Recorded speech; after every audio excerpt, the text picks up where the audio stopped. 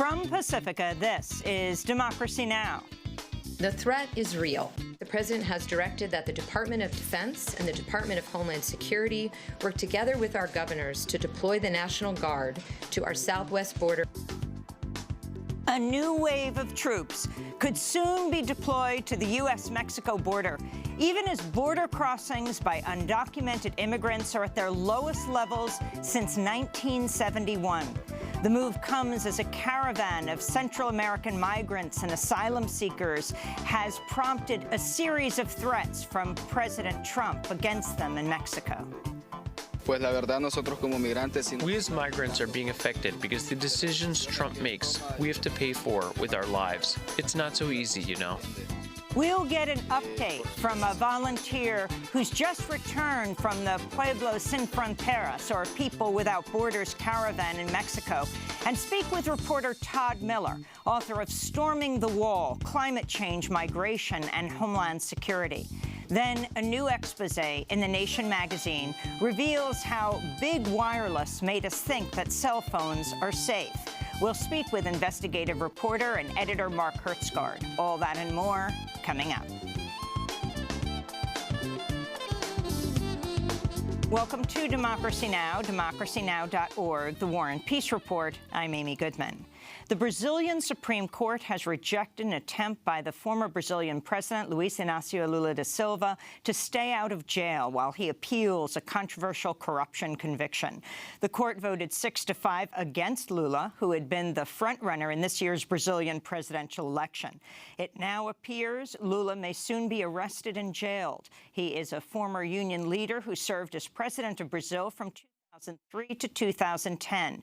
During that time, he helped lift tens of millions of Brazilians out of poverty. Supporters of Lula decried the ruling, saying it's a continuation of the coup that ousted Lula's ally, Dilma Rousseff, from power as president last year. Lula's side today, protesting in the street and fighting for democracy. During an interview on Democracy Now! Last month, President Lula Inácio da Silva said his prosecution is part of an attempt to criminalize the Workers' Party. Now, what is behind that is the attempt to criminalize my political party. What is behind that is the interest in a part of the political elite of Brazil, together with a part of the press, reinforced by the role of the judiciary in preventing Lula from becoming a candidate in the 2018 elections. President Donald Trump has signed an order directing the National Guard to deploy to the U.S.-Mexico border, claiming the situation at the border has now reached a, quote, point of crisis. Trump's order comes as border crossings by undocumented immigrants are at their lowest levels since 1971. Trump becomes at least the third president in a row to send the National Guard to the border. Meanwhile, the Wall Street Journal reports the Trump administration is requesting that the U.S. military build walls for at least one military base along the U.S.-Mexico border. We'll have more on Trump's border militarization plans after headlines. President Trump's backed off his plan to soon withdraw U.S. troops from Syria. On Wednesday, White House Press Secretary Sarah Huckabee Sanders said the administration would not put a, quote, arbitrary timeline on withdrawal. Earlier this week, General Joseph Otell, the head of U.S. Central Command, said the hard part, I think, is in front of us. Meanwhile, the Associated Press reports U.S. forces have been spotted setting up frontline positions outside the strategic northern town of Manbij, where U.S.-backed Kurdish-led forces are facing off against Turkish-backed Syrian fighters. In Oklahoma, schools remain closed for a fourth day as teachers across the state continue to strike for better pay and increased funding for education. On Wednesday, teachers rallied inside the State House in Oklahoma City. We're not leaving! We're not leaving! We're not leaving! We're not leaving! We're not leaving what? This is not enough.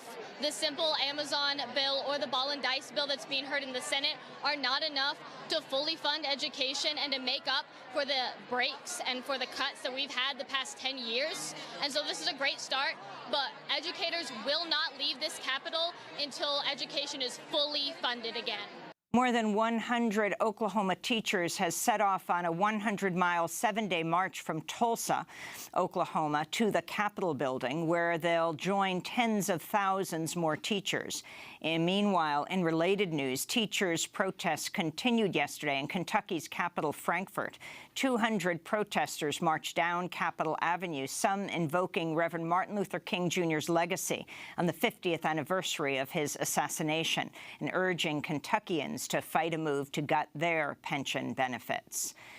Facebook's revealed it now believes the personal information of up to 87 million people may have been improperly shared without their permission with the voter profiling company Cambridge Analytica, which worked to sway voters to support President Donald Trump. During a call with reporters on Wednesday, Facebook CEO Mark Zuckerberg said, "We didn't take a broad enough view on what our responsibility was, and that was a huge mistake." Zuckerberg is scheduled to testify on Capitol Hill next week. In other tech news, more than 3,000 Google employees have signed a letter urging the company to stop working on an artificial intelligence program with the Pentagon to improve the targeting of drone strikes. The letter reads in part, quote, "We believe Google should not be in the business of war." In media news, a producer at a Nebraska TV station owned by the right-wing Sinclair Broadcast Group has resigned over what he described as the company's obvious bias.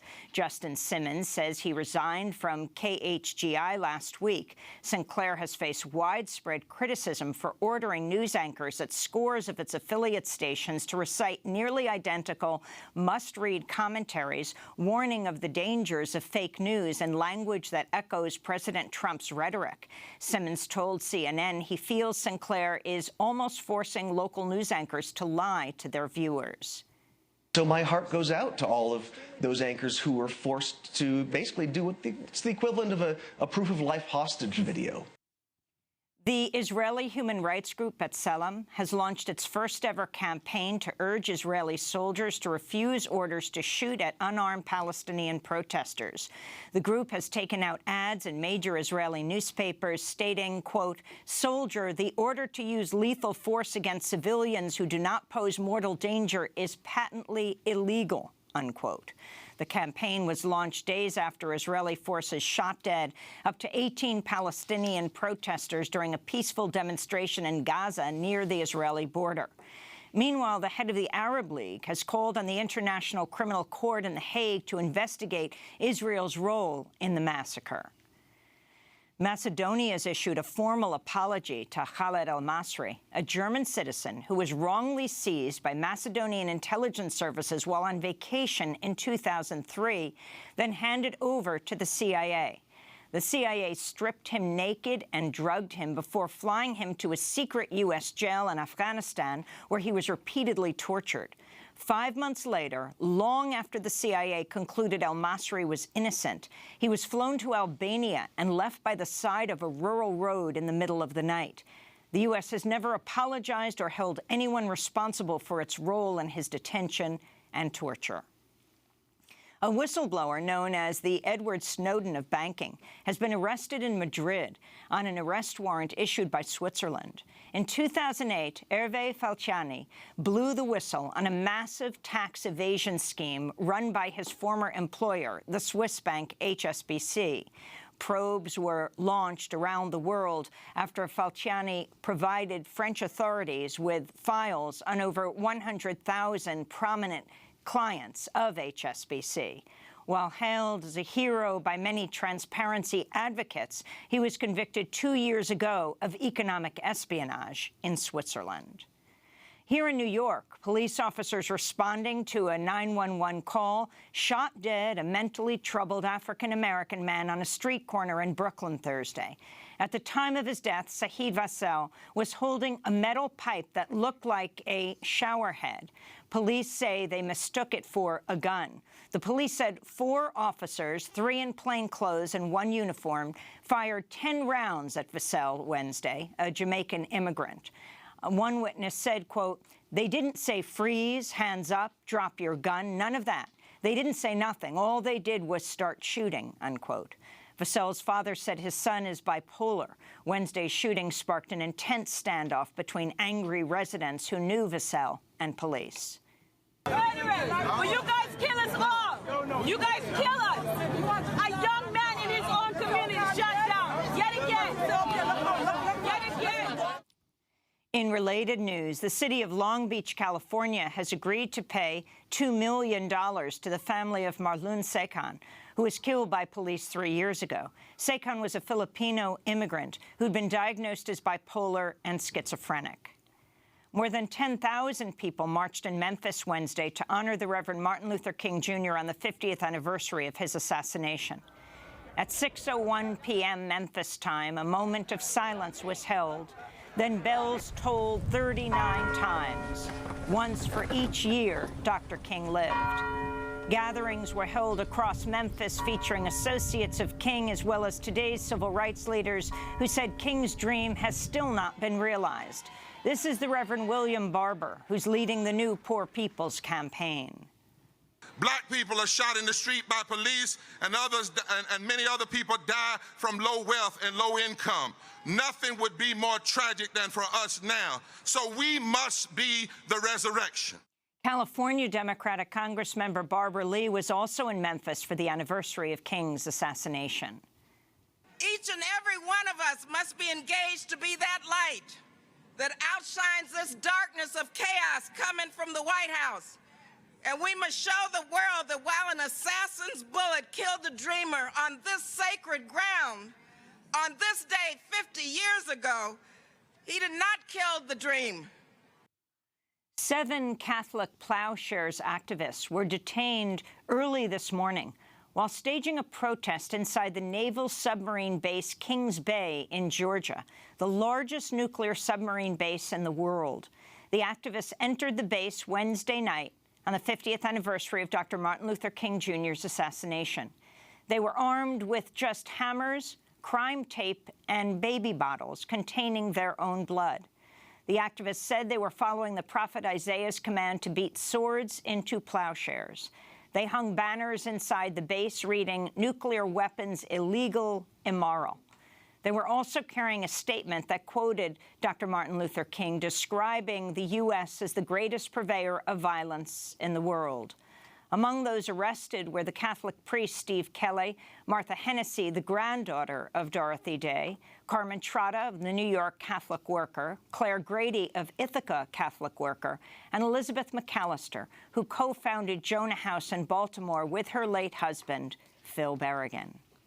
And those are some of the headlines. This is Democracy Now!, democracynow.org, The War and Peace Report. I'm Amy Goodman.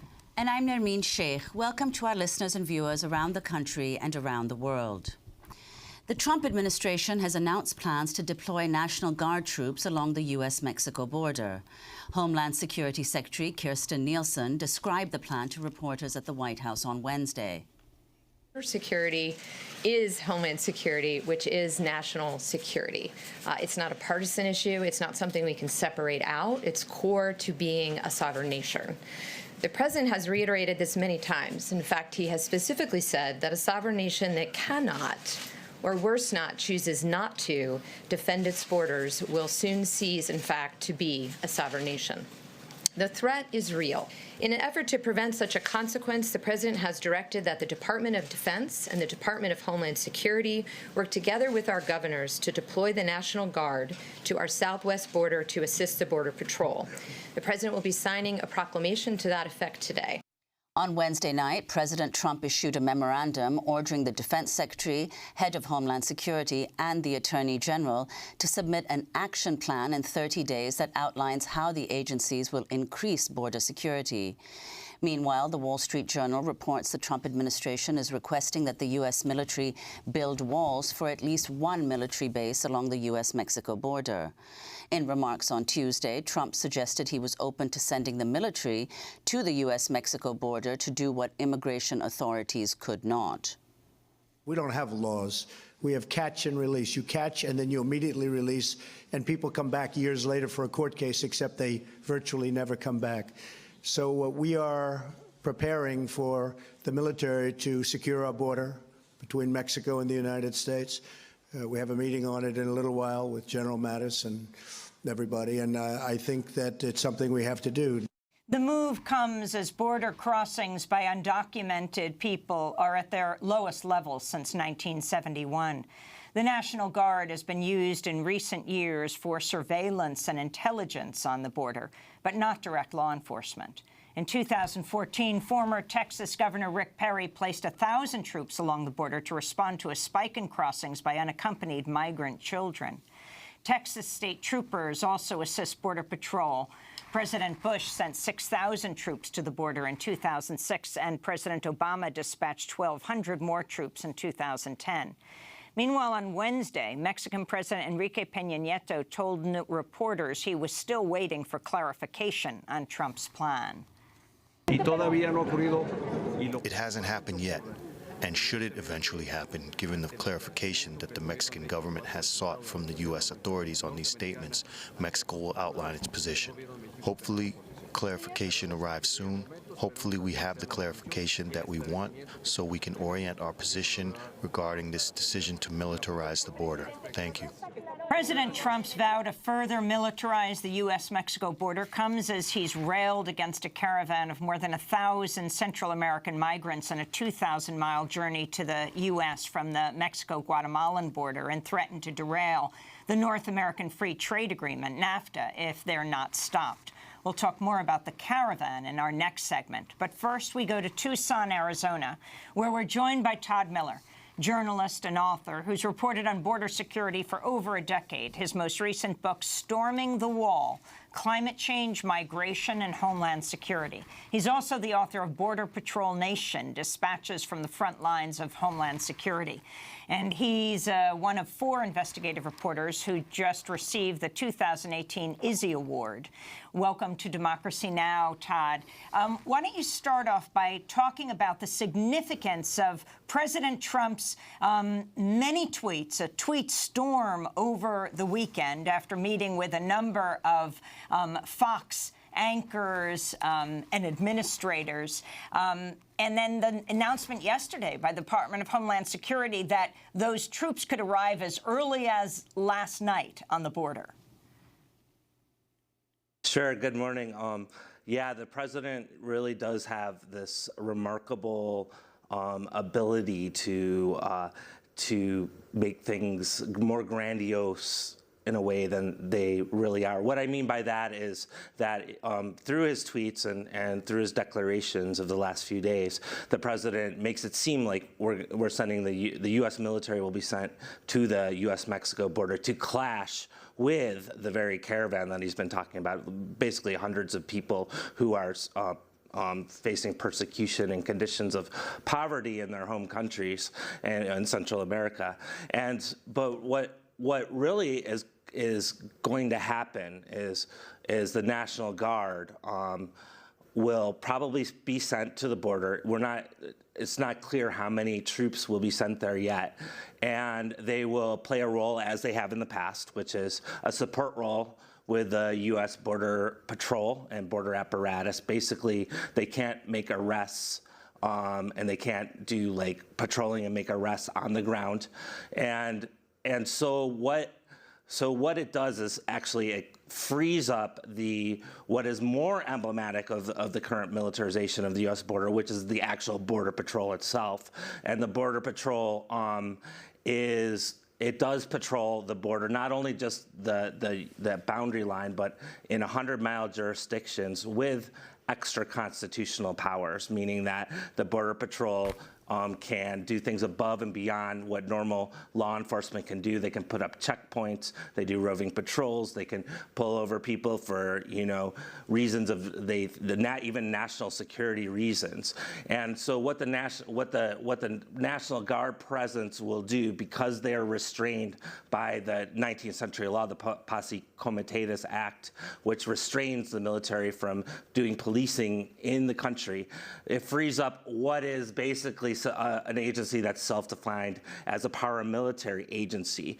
And if you look back into the past, when the Bush administration, for example, put 6,000 National Guard troops on the border, what he was doing was basically putting a placeholder down as the Border Patrol was doing a massive hiring surge, literally doubling the ranks of Border Patrol, hiring 6,000 more agents. So I imagine that's the idea behind the Trump administration's putting the National Guard on the border as a placeholder so he could push forth with these plans of an expanded border wall system with more agents and technologies.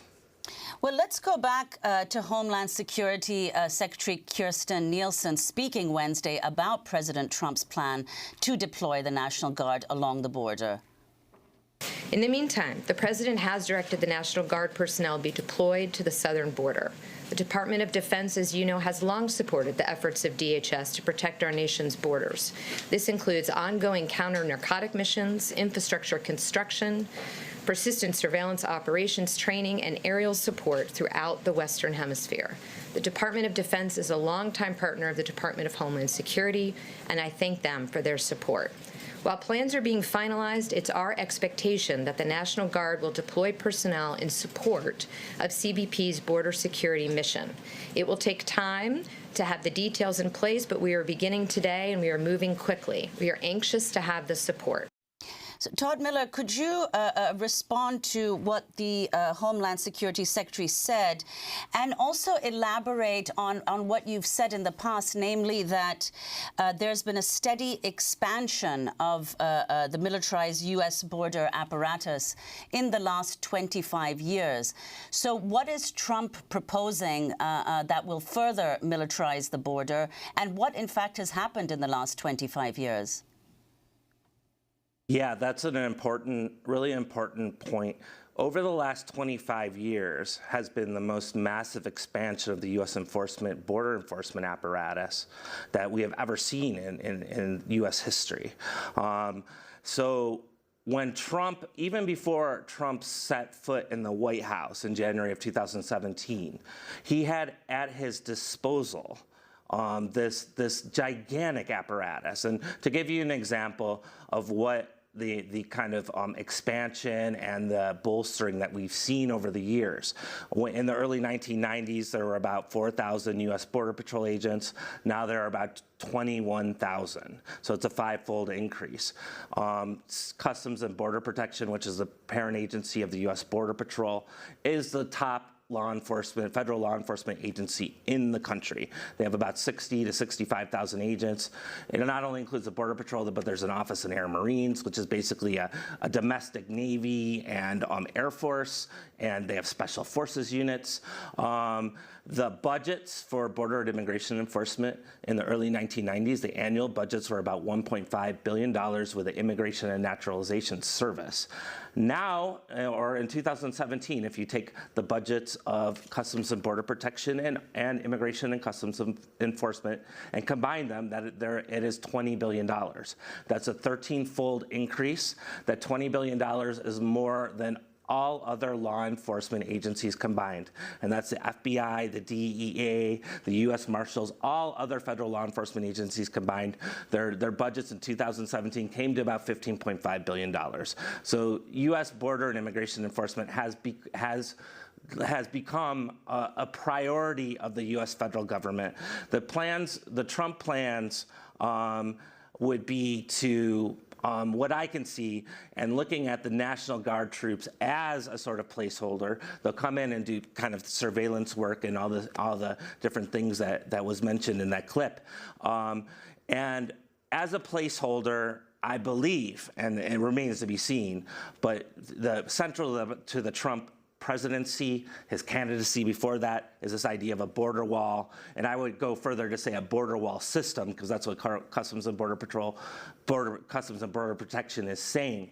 A border wall system in the fact that all this massive increase that I just discussed will be added on to more. So there will be more agents, there will be more walls, there will be more technologies, there will be more checkpoints, there will be more drone surveillance, there will be more expansion of this apparatus into these 100-mile jurisdictions. And I think that's the intention.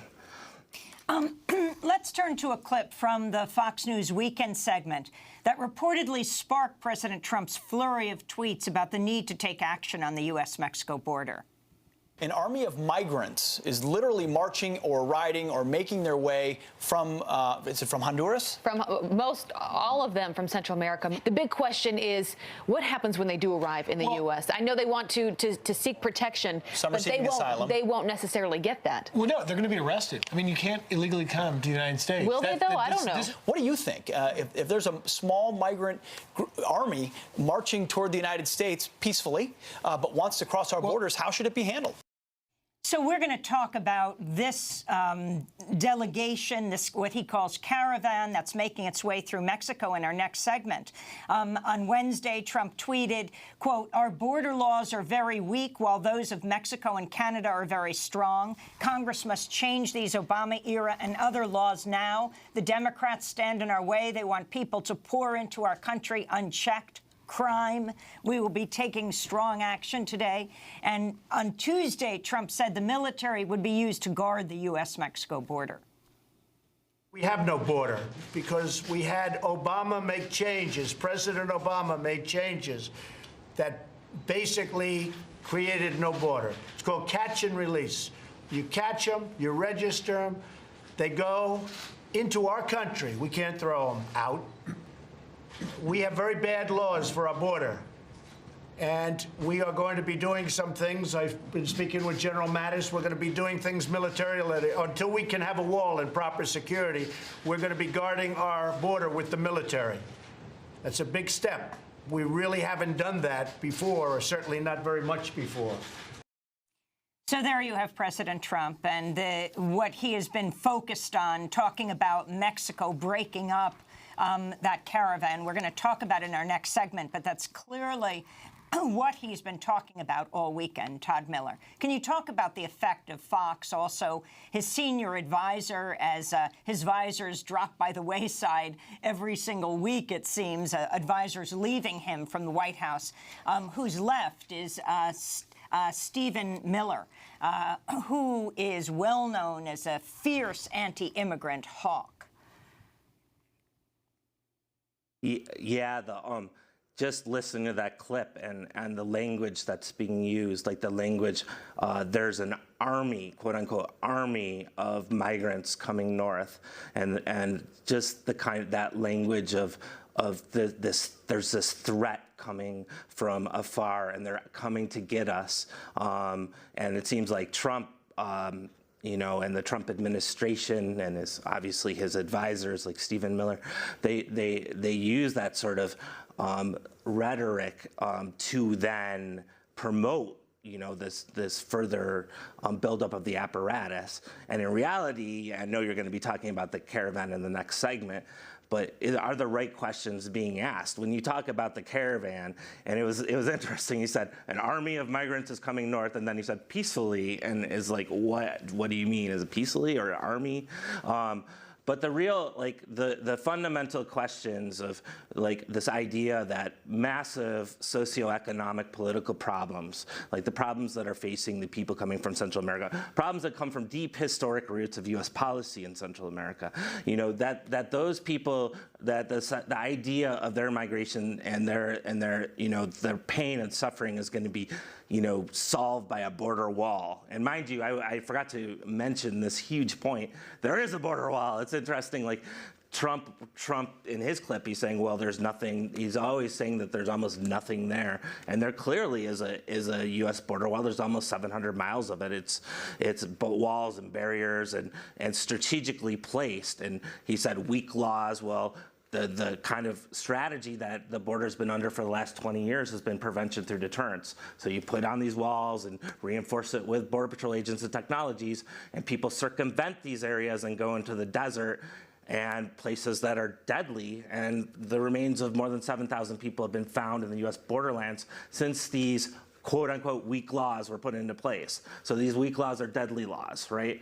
And so what is the right question to be asking, right? Is this the right question to further the border militarization that we've seen up to this point and not really look at these bigger issues, socioeconomic, political, economic issues are a huge one, considering like the economic models in Central America. Political issues are huge ones, yet all we're talking about is this idea of putting up this border wall, military on the border. And very quickly, on the issue of Obama, who he constantly attacks, wasn't it President Obama, of course, who was even called by his pro-immigrant allies, immigrant group leaders? He was called the deporter-in-chief. And it was in 2014, wasn't it, that President Obama called out the National Guard to respond to the influx of child migrants in 2014. Yes, President Obama has been very involved in the buildup of the U.S. border deportation apparatus, and yeah, Obama sent National Guard troops in 2010. Again, the National Guard troops under Obama they served as a placeholder as the apparatus was ratcheting up further. So they were bolstering it with more technologies, more agents, and so Obama played a huge part in that, as well as, you know, the increased detentions of people facing deportations, the approximately 400,000 people per year who are expelled from the country during the Obama administration. So the kind of accusations in that sense from the Trump administration, the Obama administration, is ignoring, you know, those very, you know, those facts, those what Obama was doing, and kind of how Obama took the post 9/11 immigration border enforcement apparatus from the Bush administration and bolstered it even more. Well, Todd Miller, we have very little time now, but I wanted to get your take on having spoken to representatives of companies selling border control and policing equipment. What did you find out about the sales that have been going on? Yeah, I've been doing research on the companies that have been selling to Border Patrol for quite a long time now, and you know, it was, you know, the early 2010s when I first really started delving into this, and many of the representatives, I would go to like border security expos and conventions and places where private companies would come together and try to sell their products to, you know, the Customs and Border Protection, and, you know, companies big and small, like from Raytheon and Lockheed Martin and Boeing, Elbit Systems, to smaller companies. And a lot of people had the same sort of take, and that take was, you know, the wars are starting to wind down, and military operations are starting to wind down in places like Iraq and Afghanistan. That's what they were saying at the time. And we are now looking for new markets. And one of the big markets that's coming, emerging, is the border security market. And so I've been following that. That's been a big part of my reporting, looking at this market. If you look at forecasts and projections, one recent projection said it's in a boom period, unprecedented boom period. They have the Homeland Security market, global Homeland Security market, going from $300 billion to approximately $600 billion, doubling over a 10-year period from the 2010s to the 2020s. So this kind of border Homeland Security apparatus, through the perspective of the private sector, is a booming industry in growth, and there's a lot of investment, and it's often coming from companies that were that have contracts or had contracts with the military. And one vendor that I talked to told me, we are now bringing the battlefield to the border, quote unquote, and showing how the private sector's involvement is also in looking at the dynamic of militarization of the border, how the private sector is also implicated. Well, we want to thank you, Todd Miller, for being with us, reporting on border security for over a decade. His most recent book, Storming the Wall, Climate Change, Migration, and Homeland Security, also author of Border Patrol Nation, Dispatches from the Front Lines of Homeland Security. This is Democracy Now! When we come back, we'll talk about that caravan that President Trump has been lamenting throughout the weekend, who's talking about it as the cause of sending down troops to the border. Stay with us.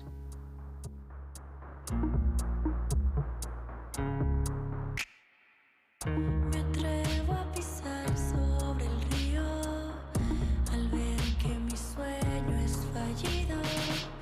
La marca en la tierra separa lo que el futuro depara. Sin prisa camino despacio, el miedo lo siento en mis pasos. Las luces me están avisando, el camino se está terminando. Cuidaré, recuerdos llevaré eternamente. Cuidaré, en mi mente llevaré. Piensan que nos pueden separar, no los vamos a. Rio by the Chamanas here on Democracy Now!, democracynow.org, The War and Peace Report. I'm Amy Goodman with Nermeen Sheikh. We turn now to a caravan of more than 1,000 Central American migrants who are on a 2,000-mile journey to the U.S. from the Mexico-Guatemalan border. Some say it's prompted President Trump's crackdown on border security. Despite efforts by Mexican immigration authorities to disband the caravan, hundreds are still bound for the U.S.-Mexico border. This comes after an early morning tweet from President Trump that said, quote, "The caravan is largely broken up thanks to the strong immigration laws of Mexico and their willingness to use them so as not to cause a giant scene at our border. Because of the Trump administration's actions, border crossings are at a still unacceptable 46-year low. Stop drugs."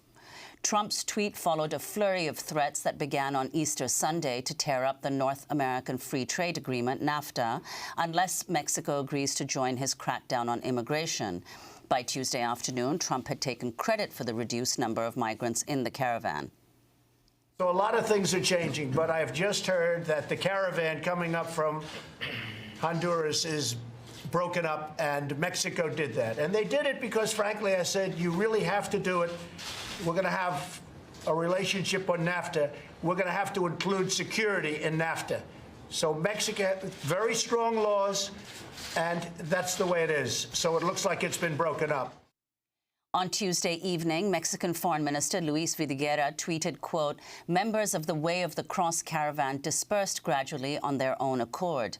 Mexican immigration policy is exercised in a sovereign manner and in accordance with the law, and not from external pressures or threats."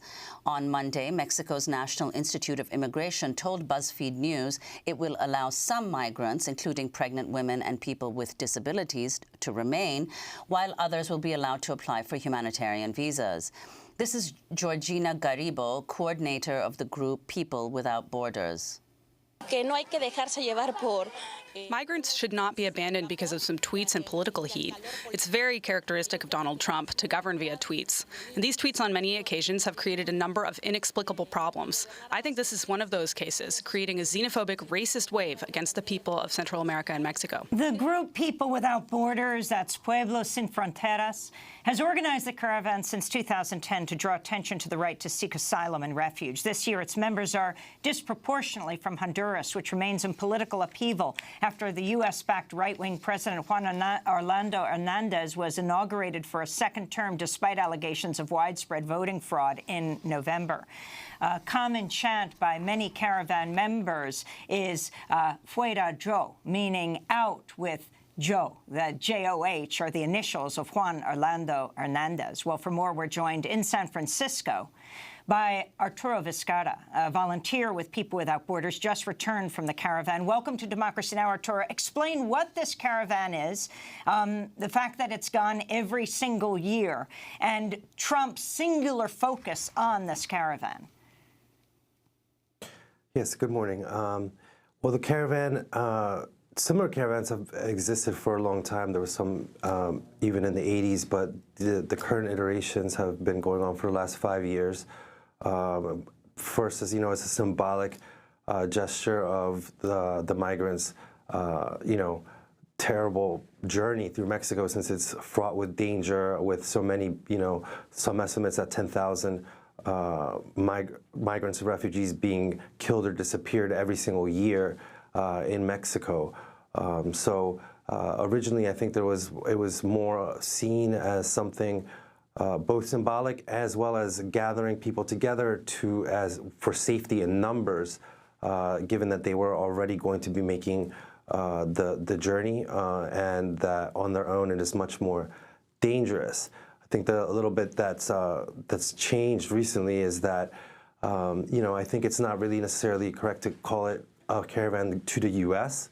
A lot of people also just want to apply for asylum in Mexico and have applied for asylum in Mexico, or want to reach other parts of Mexico to join other family or friends. But the problem is that Mexico's asylum and immigration laws are also completely inadequate. And because of U.S. pressure and the U.S. southern border plan, which is referring to Mexico's southern border, there's this enormous pressure for Mexico to also treat these refugees as illegal immigrants. I think the caravan members, when I was there, they're very clear that this is also just kind of a caravan that is also there to fight for their rights as refugees and asylum seekers in both Mexico and the U.S. So Pueblos Sin Fronteras just provides legal advice so people are aware of their rights in both Mexico and the U.S. so they can make the decision whether they would like to apply, try to stay in Mexico and apply for asylum there, or hand themselves in according to Title 8, Section 1225 of U.S. Federal Code and apply for asylum in the United States. Well, Arturo, if I could ask you to elaborate on that, the changes in Mexico's immigration and asylum policies, what specifically the U.S. has been asking Mexico to do, and the enormous transformation that's occurred. Since 2015, Mexico has in fact been deporting more people from Central America than the U.S. has. Yeah, that's correct. As part of, a long-time plan of Plan Merida, which some people call Plan Mexico, which is part of the war on drugs, the so-called war on drugs. One of the pillars is also for Mexico to basically crack down on immigration. So there's this kind of, just kind of mixing in of drug trafficking and migrants, which is ridiculous. We're talking about refugees here, and so the U.S. specifically has given, at least through the State Department, and it's very hard to come through with the numbers, but through the State Department has given over $100 million to Mexico, basically to detain and deport Central American and other refugees and migrants. And we don't really know exactly how much money and equipment has been given through the Department of Defense, but this is just as your previous guest, Todd Miller, was talking about, this is very much a militarized approach to a humanitarian and social problem. The Mexican Marines are the ones that kind of coordinate a lot of the immigration interdiction. This is all kind of coordinated also by the U.S., which has Customs and Border Patrol and ICE throughout the territory of Mexico. The U.S., some officials speak openly about how they see the U.S.'s border as being Mexico and Mexico's southern border, so they're pushing the U.S. border south.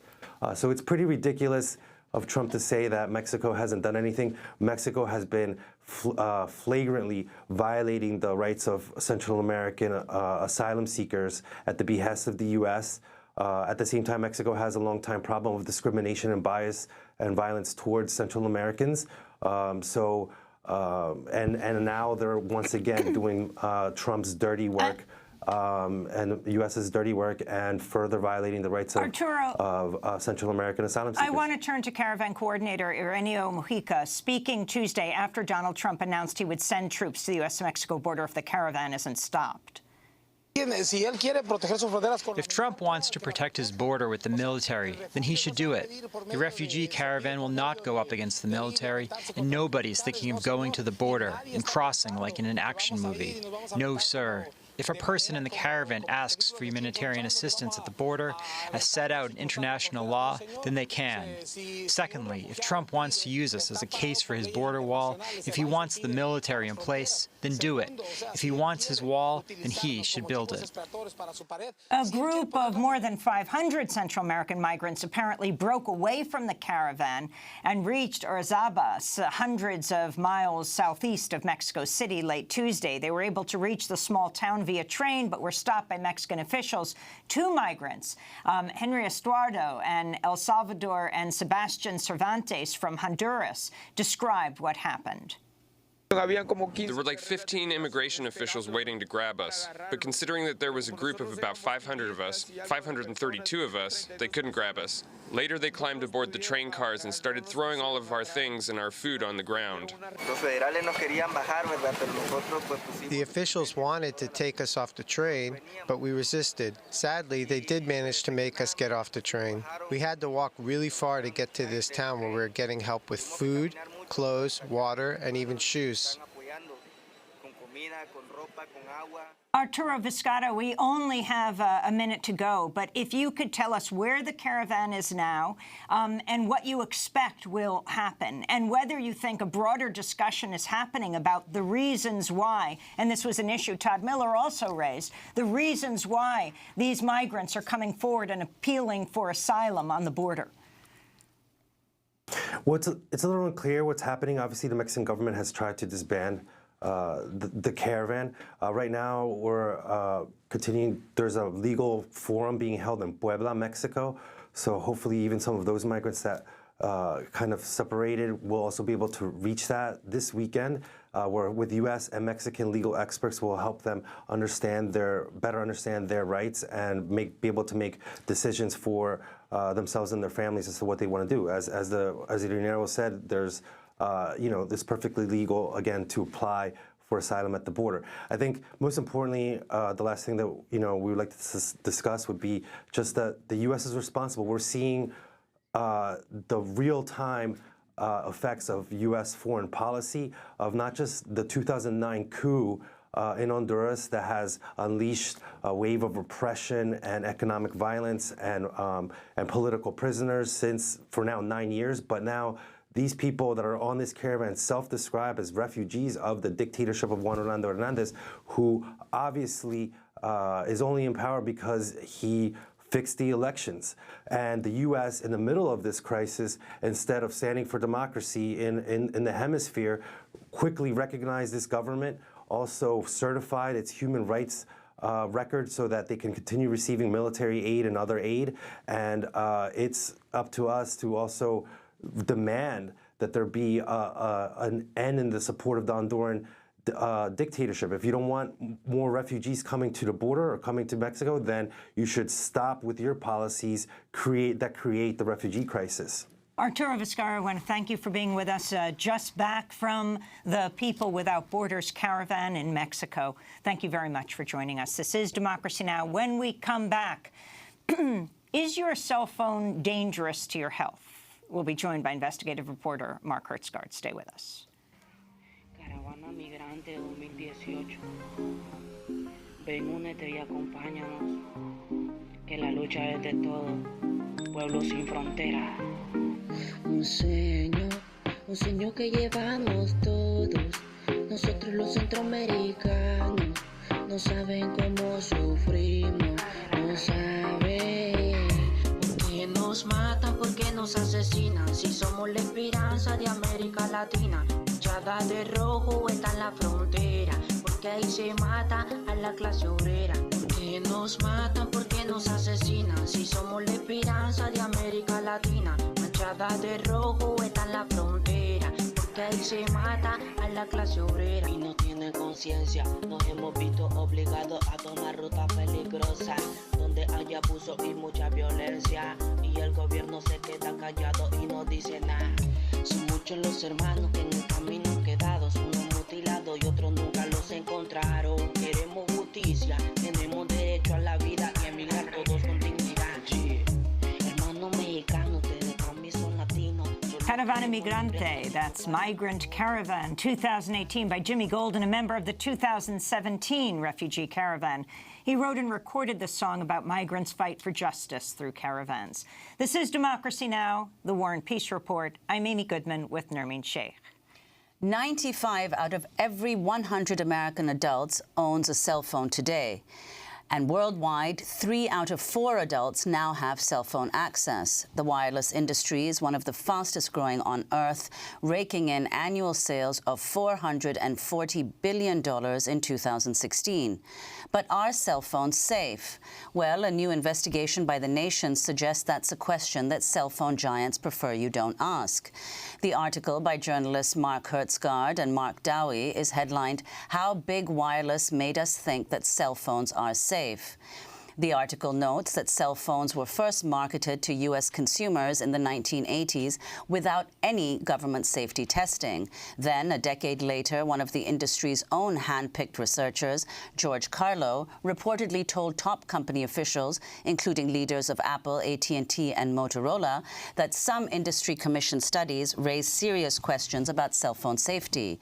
On October 7, 1999, Carlos sent letters to industry CEOs urging them to give consumers, quote, the information they need to make an informed judgment about how much of this unknown risk they wish to assume.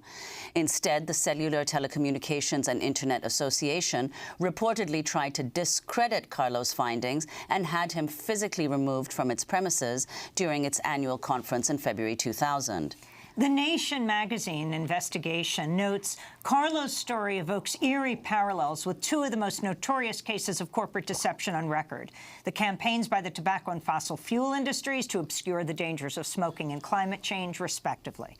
For more, we go to San Francisco to speak with one of the authors of this new investigation, Mark Hertzgaard, the Nation's environment correspondent and investigative editor, author of 7 books, including Hot, Living Through the Next 50 Years on Earth. Mark, welcome back to Democracy Now! Talk about what you have found, what we do know about cell phone safety, and how dangerous are cell phones. Let me emphasize, Amy, our piece is not saying that cell phones are safe or are not safe.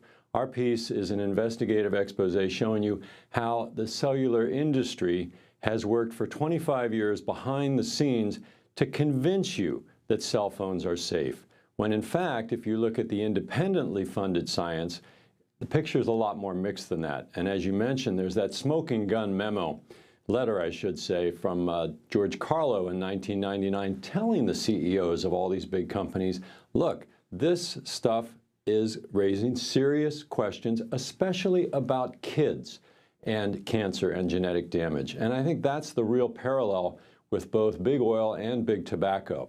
In each case, these big companies were told privately by their own scientists that there's serious questions about your product, whether it be cigarettes or fossil fuels or cell phones.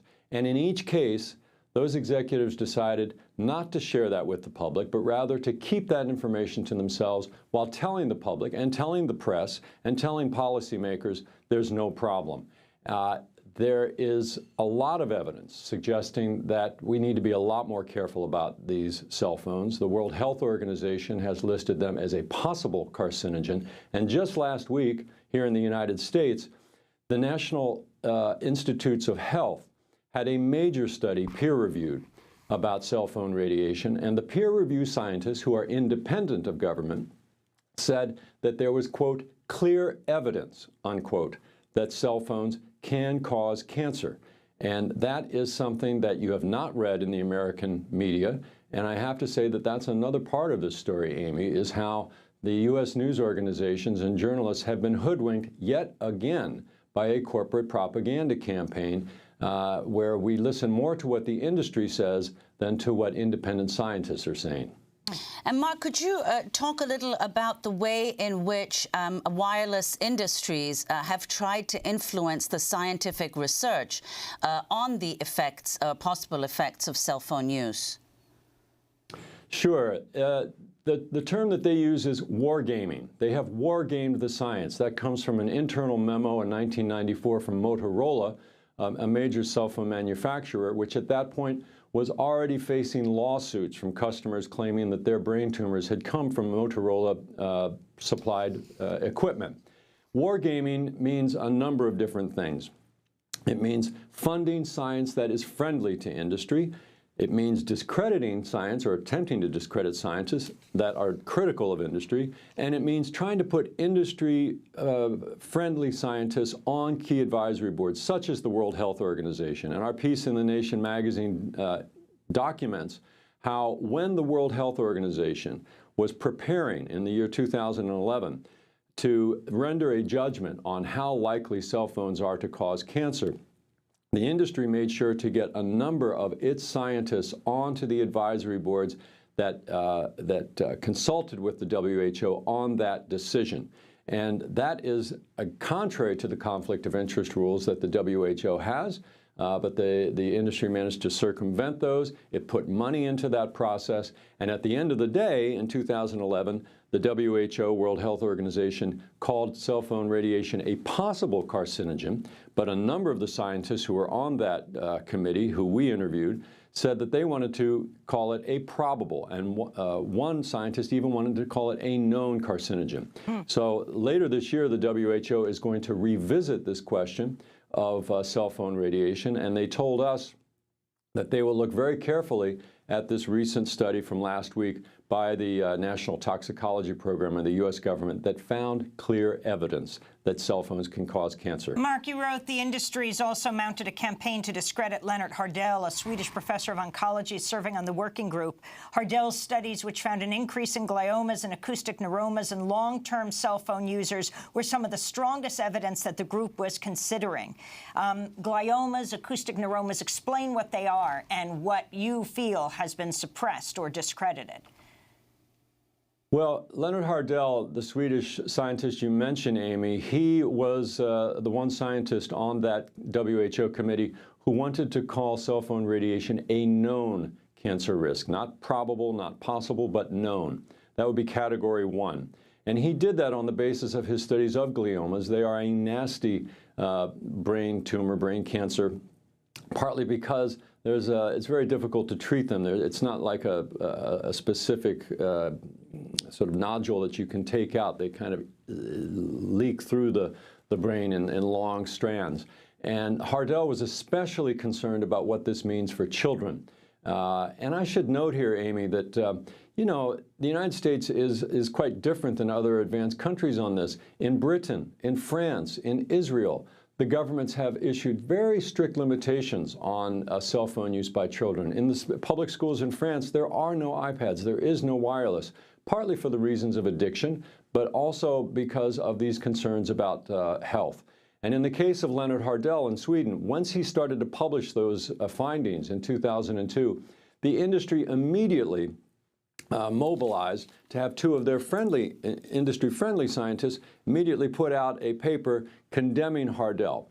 Well, we found out that those two scientists, at the very time that they were posing as independent scientists and saying that Dr. Hardell's findings were methodologically incoherent, they were consulting. They were consulting to Motorola as expert witnesses in a brain tumor case. So who are you going to believe? Well, we have to leave it there, but we're going to do part 2 and post it as a web exclusive online at democracynow.org. There's just too much to talk about, from the Internet of Things, talking about 5G, and how the campaign here mirrors what happened with big tobacco. Mark Hertsgaard's new special investigation we'll link to is headlined "How Big Wireless Made Us Think That Cell Phones Are Safe." Democracy Now! Produced by Mike Burke, Renee Feltz, Dina Guzder, Nermeen Sheikh, Carla Wills, Laura Gottesdiener, Sam Alcoff, John Hamilton, Robbie Karen, Karen, Hani Massoud, Charina Nadura, Nat Needham, Mike DeFilippo, Miguel Noguera, Paul Huckabee are engineers. I'm Amy Goodman with Nermeen Sheikh. Check out democracynow.org for video and audio podcasts and transcripts.